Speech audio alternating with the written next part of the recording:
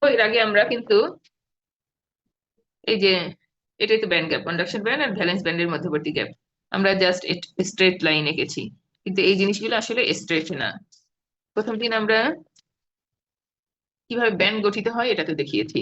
অনেক একই ধরনের শক্তি স্তরের উপরিপাতনের ফলে, বাবা 30 সেকেন্ড,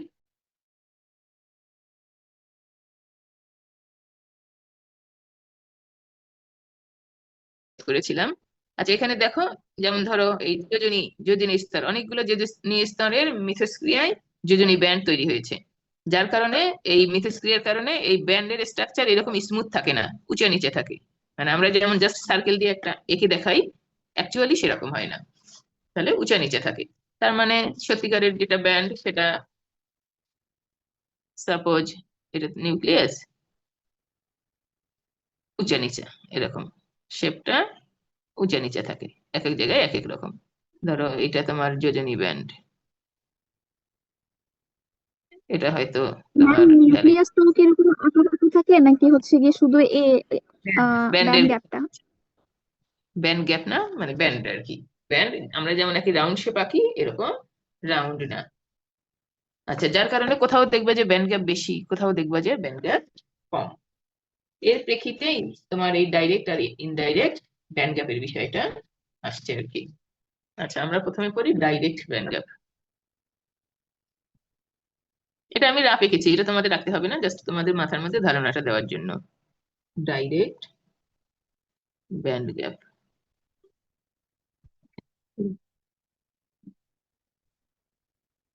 আচ্ছা এটা একটু এঁকে নেই, ডাইরেক্ট ব্যান্ড গ্যাপটা আমরা এঁকে নেই, তারপরে এদিকে তরঙ্গ ভেক্টর। সাপোজ মানে ব্যান্ডটা, এটা ধরো যোজনী ব্যান্ড আছে এরকম উঁচা নিচা, এটা একটু চিকন আছে, এটা একটু চওড়া করে রাখছি, তো আমরা একটা পিক আঁকলাম আর কি। সাপোজ আচ্ছা, এটা আমরা যোজনী ব্যান্ড রাখলাম, হ্যাঁ, এটা যোজনী ব্যান্ড। আর এখানে আমরা এখন পরিবহন ব্যান্ড আঁকবো।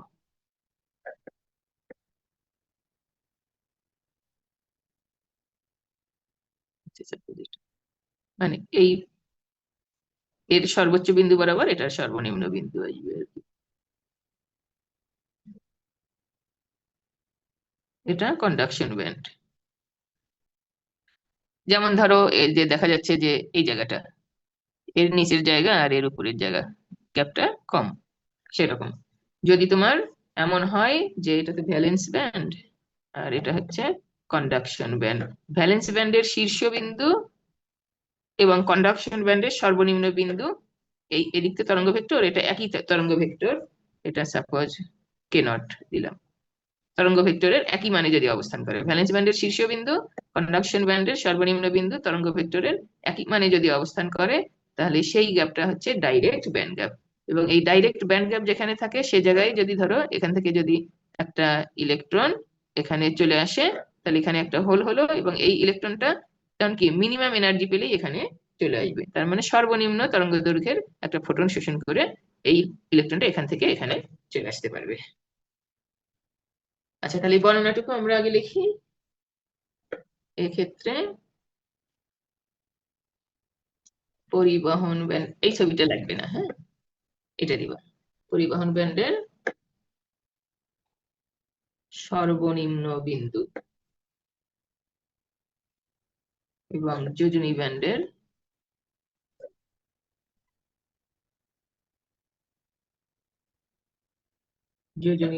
সর্বোচ্চ বিন্দু তরঙ্গ ভেক্টর,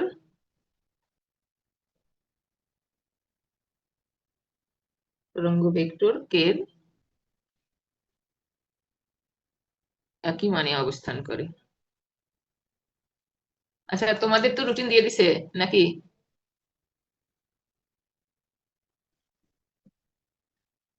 বাবা তোমরা আছো? জি ম্যাম। দেখছি। জি ম্যাম দিদি।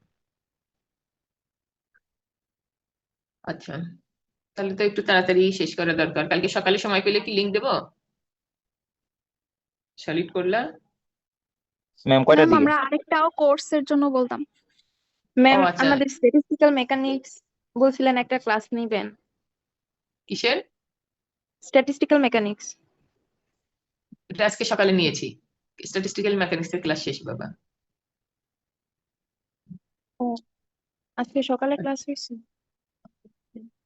হ্যাঁ বাবা, গ্রুপে দেখো নেই? তাহলে তোমরা কি যে কোর্স শুরু করতে চাচ্ছ ওইটা সকালে পড়বা। নিম্ন বিন্দু যোজনী ব্যান্ডের সর্বোচ্চ বিন্দু তরঙ্গ ভেক্টরের একই মানে অবস্থান করে। ফলে এই যে দেখো, একটা ইলেকট্রন যখন যোজনী ব্যান্ড থেকে কন্ডাকশন ব্যান্ডে যায় তখন কিন্তু এই তরঙ্গ ভেক্টরের পরিবর্তন হয় না, একই তরঙ্গ ভেক্টরই থাকে। ফলে কের পরিবর্তন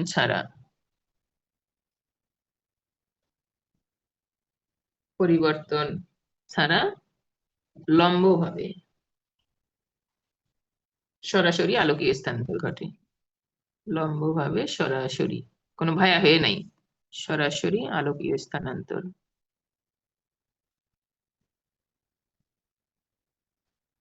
আলোকীয় স্থানান্তর মানে ফোটন শোষণ করে এক জায়গা থেকে আরেক জায়গায় যাওয়া।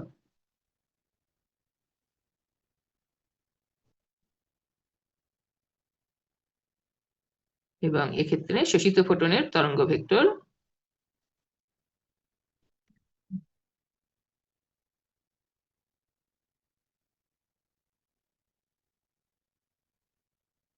খুব ক্ষুদ্র হয়। লেখা দেখা যাচ্ছে বাবা? দেখি স্ক্রিনটা একটু। হ্যাঁ, খুব ক্ষুদ্র হয়। আচ্ছা, সরাসরি স্থানান্তরে শোষিত ফোটনের সূচন কম্পাঙ্ককে যদি আমরা ওমেগা জি দিয়ে লিখি,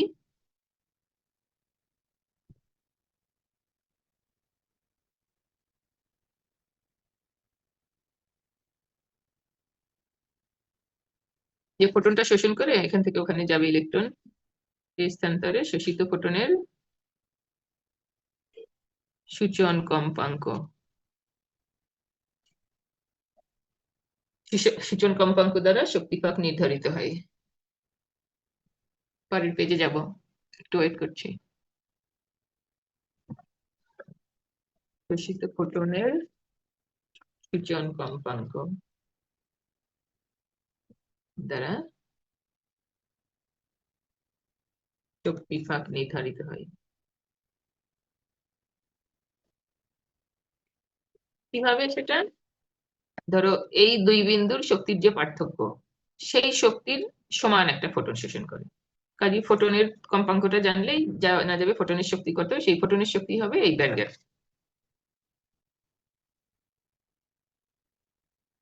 কম্পাঙ্ক। লিখছি শোষিত ফোটনের সূচন কম্পাঙ্ক, ওমেগা দিয়ে কম্পাঙ্ক বুঝি, সূচন কম্পাঙ্ক ওমেগা জি দিলাম।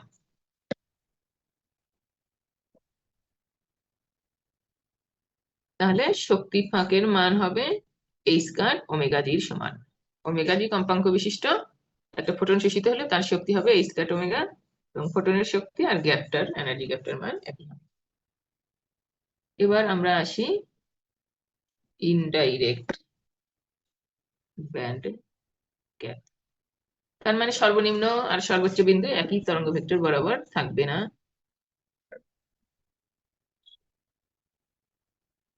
ছবিটা এখানে একটু নিচের দিকে আঁকতেছি, উপরে যাতে একটু।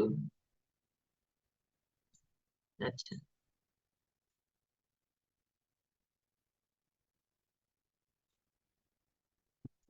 তাহলে এটা ধরো সর্বোচ্চ বিন্দু, তাহলে এই বরাবর এটার সর্বনিম্নটা থাকবে না।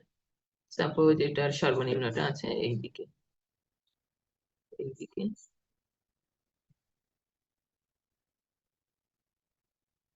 বিভিন্ন এক এক জায়গার পুরুত্ব এক এক রকম হতে পারে আর কি।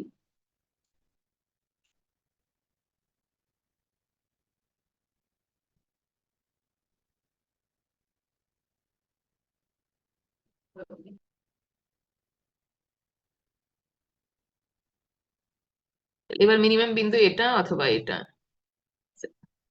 এটা কিন্তু মিনিমাম বিন্দু না। তাহলে এবার আর এই যে ভ্যালেন্স ব্যান্ডের সর্বোচ্চ আর কন্ডাকশন ব্যান্ডের সর্বনিম্ন কিন্তু একই তরঙ্গ ভেক্টরে নাই। ভ্যালেন্স ব্যান্ডের সর্বোচ্চটা এই তরঙ্গ ভেক্টরে, এদিকে আমাদের কে এর মান, আর কন্ডাকশন ব্যান্ডের সর্বনিম্নটা এই তরঙ্গ ভেক্টরে অথবা এই তরঙ্গ ভেক্টরে। এটা কন্ডাকশন ব্যান্ড আর এটা ভ্যালেন্স ব্যান্ড।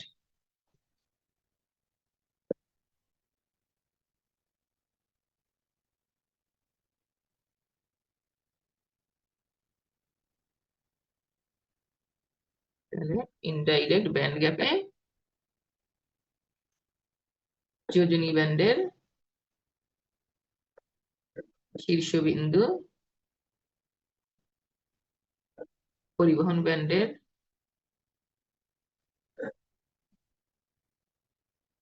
সর্বনিম্ন বিন্দুর তরঙ্গ ভেক্টর ভিন্ন ভিন্ন হয়।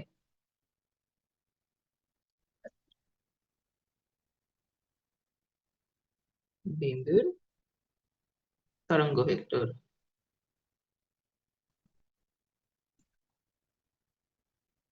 ভিন্ন ভিন্ন মানে অবস্থান করে। আচ্ছা, একটা চিত্র কিন্তু আঁকলে একটু লিখতে হয় কিসের চিত্র, যদিও সময় স্বল্পতার ক্ষেত্রে বেশিরভাগ সময়ই লেখা হয় না, কিন্তু তোমরা একটু খেয়াল রেখো। এটা হচ্ছে ইনডাইরেক্টের বাংলা কি হবে? আচ্ছা, ইনডাইরেক্টই লেখো।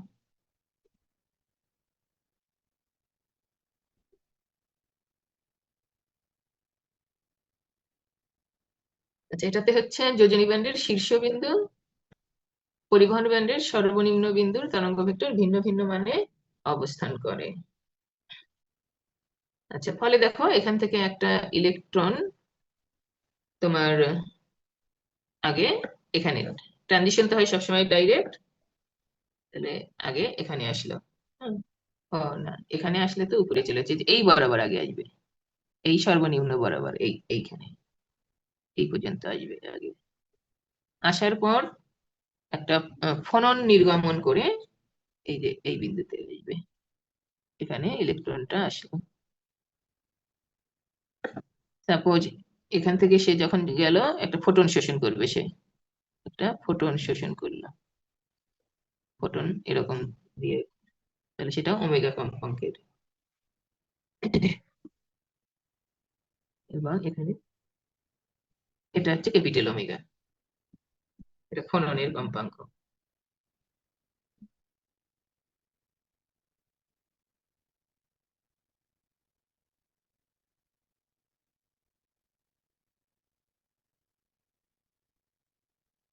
আমরা বললাম যে একই বরাবর অবস্থান করে না, ফলে ইনডাইরেক্ট ট্রানজিশনে একটা, এই যে এই হচ্ছে একটা ফোটন আর এই হচ্ছে একটা ফোনন সংশ্লিষ্ট থাকে।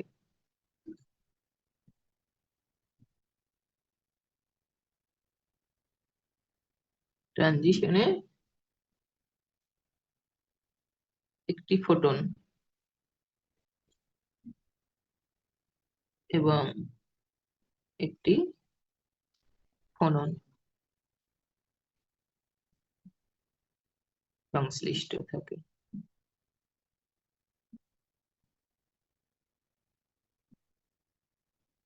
ও, মনে পড়ছে, ইনডাইরেক্ট ব্যান্ড গ্যাপ হচ্ছে পরোক্ষ শক্তিপাত।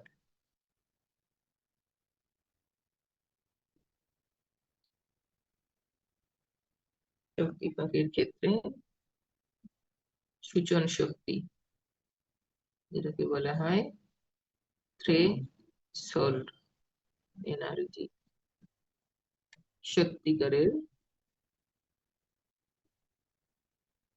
ব্যান্ড গ্যাপের চেয়ে বেশি হয়। ব্যান্ড গ্যাপ দেখা যাচ্ছে ভাবে লেখা, চেয়ে বেশি হয়।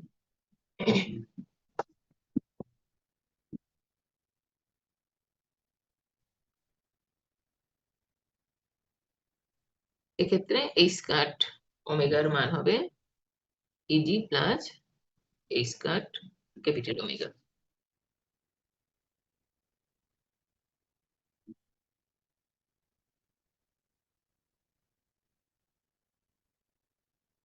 ইলেকট্রনটাকে এই এখান থেকে এই বরাবর উঠতে হয় আগে, এই বরাবর উঠলে ইজির সমান গেল শক্তি সে ব্যয় করলো। এখান থেকে এখানে আসতে আবার এই স্কয়ার ক্যাপিটাল ওমেগা পরিমাণ তার শক্তি লাগে। কাজে ইজি আর এই স্কয়ার ওমেগার যোগফল হবে, যে ফোটনটা শোষণ করবে এটা এই স্কয়ার পাবে, এই স্কয়ার ওমেগা, এই স্কয়ার স্মল ওমেগা, এটা ক্যাপিটাল ওমেগা। এটা হচ্ছে ফোটনের কম্পাঙ্ক, লিখে লিখে রাখো। ওমেগা হচ্ছে ফোটন কম্পাঙ্ক, ফোটনের কম্পাঙ্ক। আর এই ওমেগা হচ্ছে ফোননের, ফোননের কম্পাঙ্ক। ফোটন হচ্ছে তড়িৎচুম্বকীয় শক্তি বা আলোক শক্তির কোয়ান্টা, আর ফোনন হচ্ছে তোমার এই যে মেকানিক্যাল ভাইব্রেশনাল মেকানিক্যাল এনার্জির কোয়ান্টাম। আচ্ছা, তাহলে আমাদের ডাইরেক্ট আর ইনডাইরেক্ট ব্যান্ড গ্যাপ গেল। এবার আমরা একটু আসি টানেল টাইম।